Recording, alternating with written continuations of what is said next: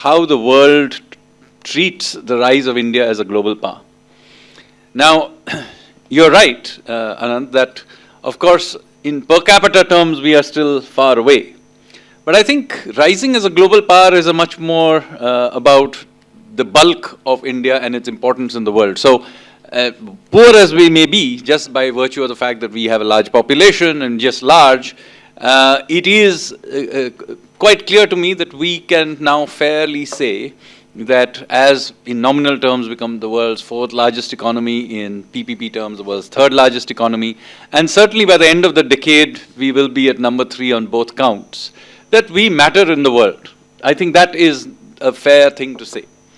Now as we rise, of course, how do we begin to influence the rest of the world? One is obviously the sheer size of an economy matters because people export to us, they import from us. We begin to now bend many of the sort of set power dynamics of the world. And I think that is already beginning to happen. Now, an important thing in this context is to remember that nobody is going to be terribly pleased about giving us space as this happens. This includes those countries that may otherwise be friendly towards us. So you have to remember that just like in an individual, when you begin to get more successful, the people who are likely to initially be very supportive will after a while, especially your own friends and family, will begin to becoming a little more uncomfortable with the fact that you are becoming more successful.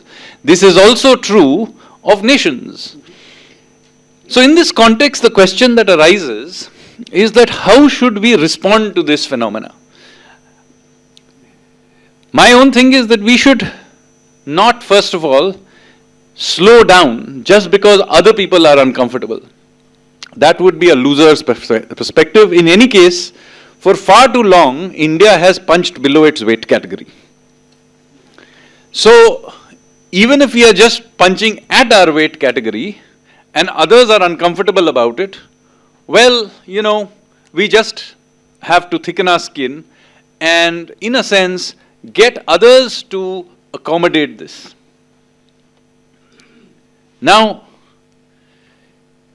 the obvious manifestation of this right now that we are facing is the US tariff issue that is on the top of everybody's mind. And this is a good example of how we here in India have been dealing with this. It is not an issue that we have caused.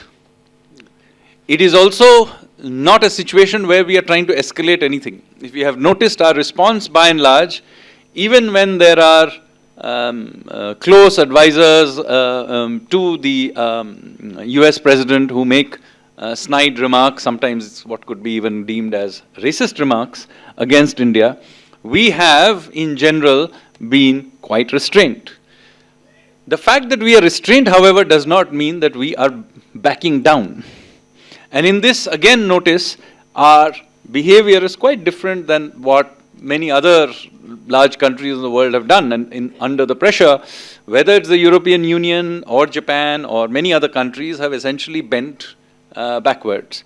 We have been holding steady. So the point is, our current strategy is do not escalate matters, but at the same time, if it's a reasonable thing that we are asking for, do not back down. And this is something that we have to, in a sense, get used to doing. Because if we develop the reputation of somebody who backs down with at every step, then let me say that there are many other things on which we will be made to back down. And indeed, over the last 78 odd years as a free country, we have been actually quite apologetic about many things. I think the time has come to stop being so. Now, this does not mean that we should be, adding fuel to the fire in various things. Clearly not. But at the same time, it does mean that we should stand up for our interests and interests of about 1/6 of the world's population. What is good for us is good for humanity as a whole. And I don't think we should in some way be apologetic about standing up for what India and Indians and their interests are. So I'm going to stop there with just one comment. It's saying that, look, our rise in the world will have implications for us. It will also have implications for other people. At every stage, we should remember that no rising power has been given the space. They've had to make that space in various ways. Some has been more difficult than others. When the British rose up as a great power, they had to actually go through decades of war with Napoleon.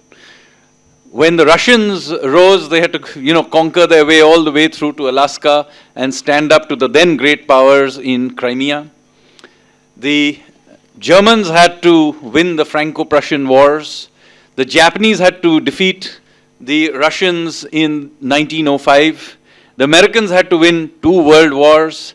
The Chinese had to stand up to the Americans in Korea and then in Vietnam. We are just having to stand up to President Trump. So, fact is, we will do what is reasonable for our interests. As I mentioned again, we have no interest in unnecessarily escalating or aggravating things, but that does not mean that we do not understand what is in our interest or that we will not stand up for it. And yes, if there are reasonable trade-offs to be made, we will make them. But they have to be reasonable, and the net benefit should be clearly positive for us as a country. Thank you very much.